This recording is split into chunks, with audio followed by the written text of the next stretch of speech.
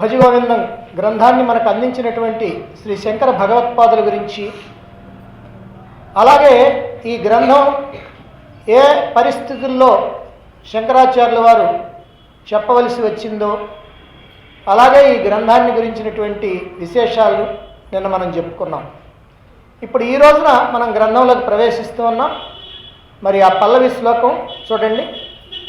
భజ గోవిందం భజ గోవిందం భజ గోవిందం భజ గోవిందం గోవిందం భజ మూఢమతే గోవిందం భజ మూఢమతే సంప్రాప్తే సన్నిహితే కాలే సంప్రాప్తే సన్నిహితే కాలే నహి నహి రక్షతి డుక్రుంకరణే నహి నహి రక్షతి డుక్రుంకరణే భజ గోవిందం భజ గోవిందం భజ గోవిందం భజ గోవిందం గోవిందం భజ మూఢమతే గోవిందం భజ మూఢమతే సంప్రాప్తే సన్నిహితే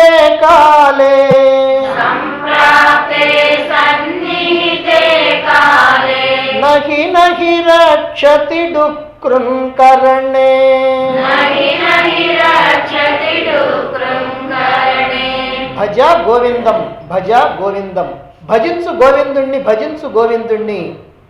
గోవిందం భజ మూఢమతే, ఓ మూఢమతే, ఓ మూర్ఖుడా, గోవిందం భజ గోవిందుణ్ణే భజించు.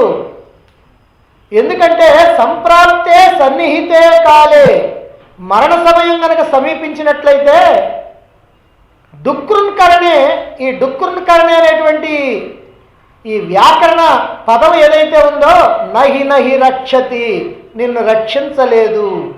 నీకు ప్రాణం పోయేటువంటి సమయం మరణకాలం కనుక సమీపిస్తే ఇలాంటివి నిన్నేమి రక్షించవు అని ఇక్కడ శంకరాచార్యుల వారు ఒక వృద్ధ బ్రాహ్మణుని చూచి చెప్పినటువంటి ఈ శ్లోకం.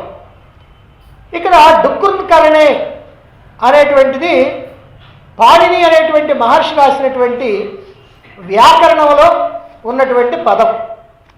ఇది సిద్ధార్థ కౌముది అనేటువంటి గ్రంథంలో నుంచి స్వీకరించినటువంటి వ్యాకరణ సూత్రం అన్నమాట. మరి ఈ వ్యాకరణ సూత్రం అనేటువంటిది ఆ పండితుడు, ఒక వృద్ధ పండితుడు, ఓ 80-85 సంవత్సరాలు కలిగినటువంటి వృద్ధ పండితుడు అలా వల్లెవేస్తూ ఉన్నాడంట. డుక్కును కరణే అని బట్టి పడతా ఉన్నాడంట.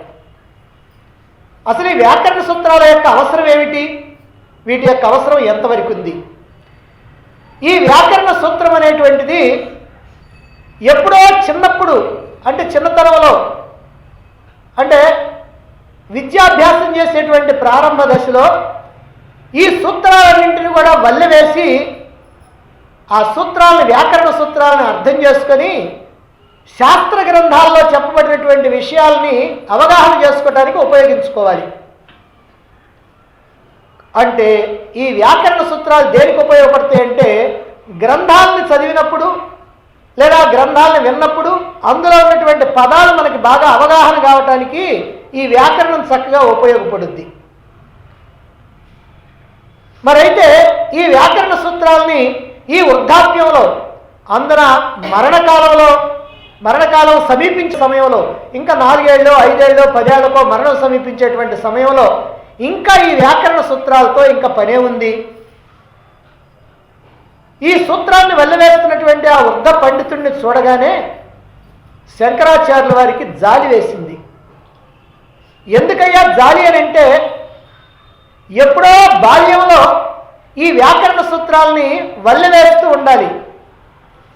ఈ వ్యాకరణ సూత్రాల ద్వారా, ఈ వ్యాకరణం ద్వారా శాస్త్ర గ్రంథాలని అర్థం చేసుకోవాలి.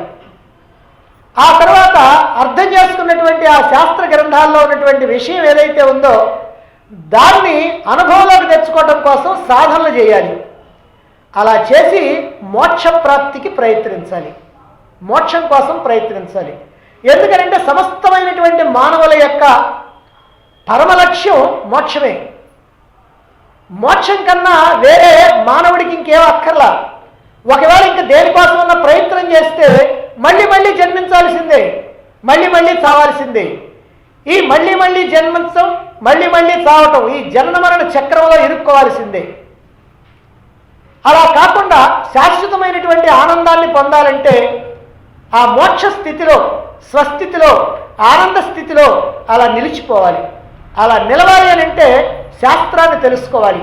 శాస్త్రాన్ని తెలుసుకోవాలి అని అంటే ఆ శాస్త్రంలో చెప్పబడినటువంటి పదాల యొక్క అర్థం మనకి చక్కగా అవగాహన కావాలంటే ఈ వ్యాకరణం కూడా తెలిసి ఉండాలి. అందుకని వ్యాకరణాన్ని అదిగో ప్రారంభ దశలో నేర్చుకోవాలి.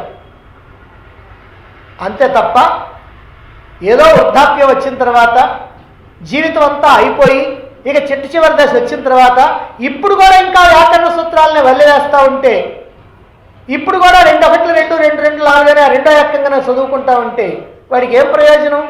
అందుకని అంటున్నాడు నహి నహి రక్షతి డుక్రుంకరణి అని. ఇది నిన్ను రక్షించలేదు, ఇది నిన్ను మృత్యువు నుంచి కాపాడలేదు అని శంకరాచార్యుల వారు అతడి మీద జాలితో ఇలా మాట్లాడుతున్నారు. మరైతే అతడేనా అలా ఉంది? మనం కూడా అంతే. మనం ఏం చేస్తున్నామంటే అనేకమైనటువంటి లౌకికమైనటువంటి విషయాల్లో మునిగి తేలుతూ ఉంటాం. అనేకమైనటువంటి భోగ వస్తువుల్ని సంపాదించుకోవాలని ప్రయత్నం చేస్తూ ఉంటాం. ధనము, ఇళ్ళు, వాకిళ్ళు, వ్యాపారాలు, పరిశ్రమలు, భూములు, తోటలు, దొడ్లు, ఇలా రకరకాలైనటువంటి వ్యవహారాలు ఏవైతే ఉన్నాయో, సామాన్యమైనటువంటి లౌకికమైనటువంటి విషయాలు ఏవైతే ఉన్నాయో వీటన్నింటినీ సంపాదించుకొని వీటి ద్వారా సుఖాన్ని, ఆనందాన్ని పొందాలని పుట్టిన దగ్గర నుంచి చచ్చేదాకా ఇదే పని మీద ఉంటాం. అయితే ఇవన్నీ కూడా లౌకికమైనటువంటి విషయాలు.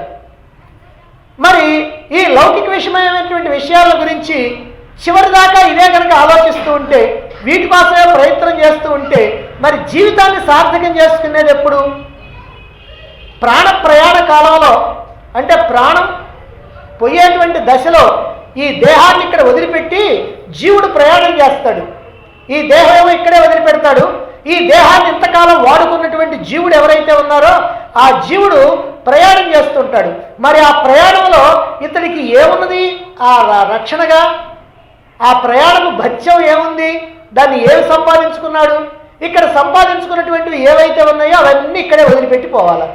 అవి డబ్బు కావచ్చు, ఇళ్ళు కావచ్చు, తోటలు, దొడ్లు, భూములు కావచ్చు, పరిశ్రమలు కావచ్చు, వ్యాపారాలు కావచ్చు, ఉద్యోగాలు కావచ్చు, ఆఖరికి భార్యా బిడ్డలు కావచ్చు, బంధుమిత్రులు కావచ్చు, బ్యాంకులో దాచిపెట్టుకున్నటువంటి బ్యాలెన్స్ కావచ్చు, ఒంటి మీద ఉన్నటువంటి నగలు కావచ్చు, అన్నింటినీ కూడా ఇక్కడే వదిలిపెట్టుకోవాలి. మరి ఏం తీసుకెళ్తాడు? వీటన్నిటినీ సంపాదించడానికి, వీటన్నిటిని సంపాదించిన తర్వాత నువ్వు చేసేటువంటి పాపం కానీ పుణ్యం కానీ ఏదైతే ఉందో వాటిని మాత్రం దారి భత్యం కింద తీసుకొని వెళ్తాడు. కానీ మానవుడి యొక్క తెలివితేటలు ఏమిటంటే వదిలిపెట్టిపోయే వాటి కోసమేమో చివరిదాకా ప్రయత్నం చేస్తాడు, కానీ తీసుకెళ్లే దానికోసం మాత్రం ఒక్కసారి కూడా ఆలోచించడు జీవితంలో.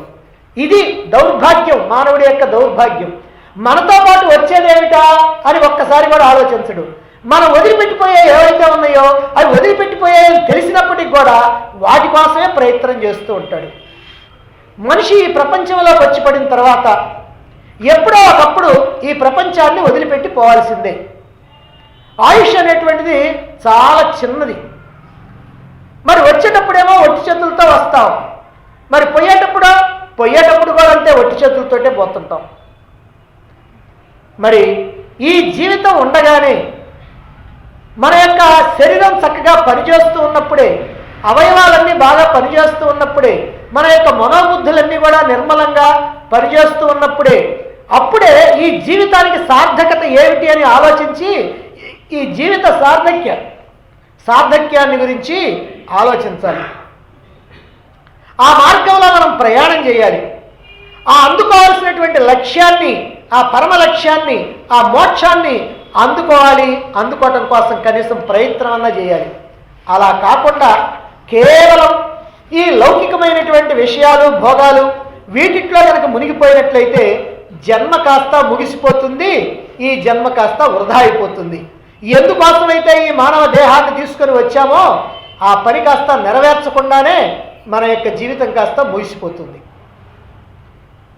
కొంతమంది ఇదిగోనండి ఈ ఉద్యోగం కాస్త పూర్తయిపోతే ఎట్లాగో నాకు 55 ఏళ్ళు 58 ఏళ్ళు వస్తే రిటైర్ అవుతాను కదా, ఇక రిటైర్ అయిన తర్వాత నేను పూర్తిగా కూడా ఇక మీ ఉపన్యాసాలు వింటుంటా, ఈ గ్రంథాలు చదువుతుంటా, ఈ సాధనలు చేస్తుంటా అని అంటాడు.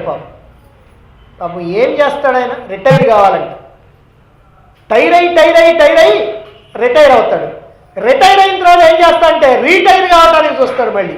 అంటే 58 ఏళ్ళు వచ్చిన తర్వాత మళ్ళీ ఏదైనా చిన్న ఉద్యోగం వచ్చిద్దేమో చూద్దాం, ఎందుకంటే మళ్ళీ రీటైర్ కావాలి, మళ్ళీ టైర్ కావాలి. అలా టైర్ అయి ఏం చేస్తాడు పాపం? టైర్ అయిపోయిన తర్వాత ఇంకా ఆయన దేనికి పనికి వస్తాడు? ఇక్కడ ఏమి పనికిరాడు. కాబట్టి ఈ జీవితం ఉండగానే ఈ అవయవాలన్నీ బాగా పనిచేస్తూ ఉన్నప్పుడే, అన్ని రకాలైనటువంటి తెలివితేటలు బుద్ధి బాగా పనిచేస్తూ ఉన్నప్పుడే ఈ జీవితాన్ని ఎట్లా సార్థకం చేసుకోవాలని మానవుడు ఆలోచించాలే కానీ ఎప్పుడో అంతా అయిపోయిన తర్వాత అప్పుడు చూద్దామండి అని అంటే ఎలా ఉంటుందనంటే, ఎవడో ఒక ఆయన మామిడికాయ తెచ్చుకొని తింటున్నాడు. మామిడికాయ తెచ్చుకొని తింటున్న తర్వాత ఎదుటివాడు ఎవడో పాపం బిచ్చగాడు ఎవడు అడిగాంటే నాకు కూడా కొద్దిగా పెట్టున్నాడు. ఉండు నీకు పెడతానని చెప్పి మొత్తం తినేసి లోపల ఉన్నటువంటి టెంకిని చీకి శుభ్రం చేసిన తర్వాత ఆ టెంకి ఇచ్చాడండి. ఇదేంటయ్యా ఇది ఇస్తావనంటేను, నేను ఏదైనా సరే గట్టి పదార్థమే ఇతరులకు ఇస్తా, ఏదో మెత్తటి అన్నీ నేనే ఉంచుకుంటా అని అన్నాడండి.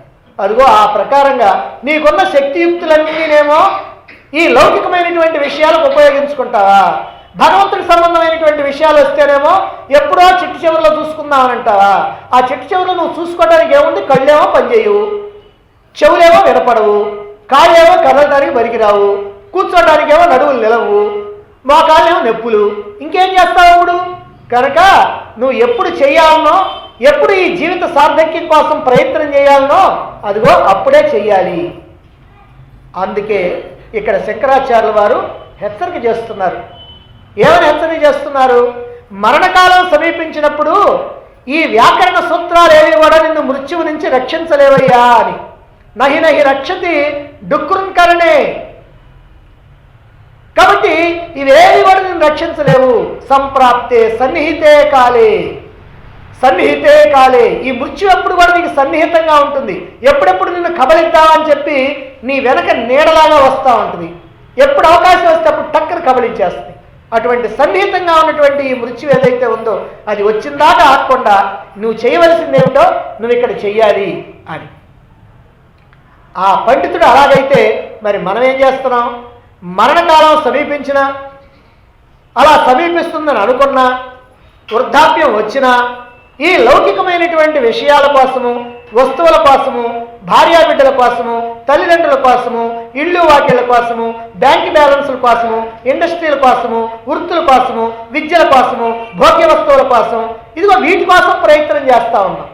కానీ ఇవేవి కూడా నిన్ను ఈ మృత్యువు నుంచి రక్షించలేవు, మృత్యువు నుండి నిన్ను తప్పించలేవు అని శంకరాచార్యుల వారు ఇక్కడ తెలియజేస్తున్నారు. అయితే మరి ఇవేవి నిన్ను రక్షించలేవు, ఈ డుక్కురుకరణే, ఈ వ్యాకరణ సూత్రాలు రక్షించలేవంటే మరి వ్యాకరణం అక్కర్లేదా? కావాలి. ఎప్పుడు కావాలని? శాస్త్రం చెప్పేటువంటి విషయాల్ని అవగాహన చేసుకోవడం కోసం దాన్ని కావాలి. అందువల్ల ముందుగానే దాన్ని నేర్చుకొని ఆ తర్వాత శాస్త్రాలని తెలుసుకోవాలి. అంటే శాస్త్రాలని అర్థం చేసుకోవటం కోసం అది కావాల్సిందే కానీ చిట్టు చివరి దాకా, జీవితం చివరి దాకా అవి నీకు అక్కర్లా. జీవితం ముగింపుకు వచ్చేటప్పుడు కూడా ఇంకా ఈ వ్యాకరణ సూత్రాలను పట్టుకొని నువ్వు కూర్చుంటే లాభం లేదు. మనం ఒక నదిని దాటాలనుకోండి, మనం ఎక్కడికో ప్రయాణం అవుతున్నాం, నది అడ్డం వచ్చింది, ఆ నదిని దాటాలి. మరి ఆ నదిని కనుక దాటాలంటే ఏమిటి? మనకి ఏదో పడవ కావాలి. ఆ పడవ కనుకున్నట్టు దాంట్లో కూర్చొని ఈ ఒడ్డు నుంచి ఆ ఒడ్డుకి చేరుతాం. సరే, మనం అట్లనే పడవ ఎక్కాం. పడవ చాలా బాగుంది, మనకి బాగా సౌకర్యంగా కూడా ఉంది. అంతేకాదు ఆ పడవ మీద ప్రయాణం చేస్తుంటే మనసుకు కూడా ఎంతో ఆహ్లాదంగా ఉంది. అందుకని చెప్పి అవతల ఒడ్డుకి చేరిన తర్వాత అమ్మమ్మమ్మ నేను దిగరండి, ఈ పడవ నాకు భలే నచ్చింది కాబట్టి దీంట్లోనే కూర్చుంటాను, మళ్ళీ అటు ఇటు తిరుగుతాను అని కనుక అటు ఇటు కనుక తిరుగుతూ ఉంటే ఎప్పుడో ఒకప్పుడు నదీనాం సాగరోగతి అన్నట్టు అదిగో దాంట్లో పడాల్సిందే, పోవాల్సిందే. అంతే తప్ప నువ్వు మాత్రం చేరుకోవాల్సింది.